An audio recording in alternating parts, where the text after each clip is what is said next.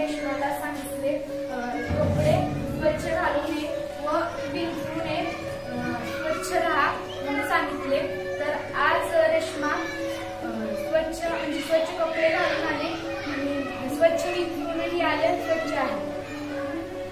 स्वच्छता व्हॉलेंटियर। माझे नाव आहे तृप्ती तुकाराम भोसले। माझ्या शाळेचे नाव आहे जिल्हा परिषद प्राथमिक शाळा भोसला। आमच्या पप्पाने केळं आणली होती, बाजारात गेले होते। मग आम्ही बाहेर गेलो होतो खेळायला। मग पप्पा सगळेजण आमच्या घरातले केळं खात होते। मग आम्ही काय केलं, सगळेजण आम्ही तिघं बी एकदाच आलो ना, तिघं बी बसून केळं खाल्लं आणि माझा बारका भाऊ आगाव करते। मग त्यानं काय केलं, केळ खाला आणि फरशीवर टाकला।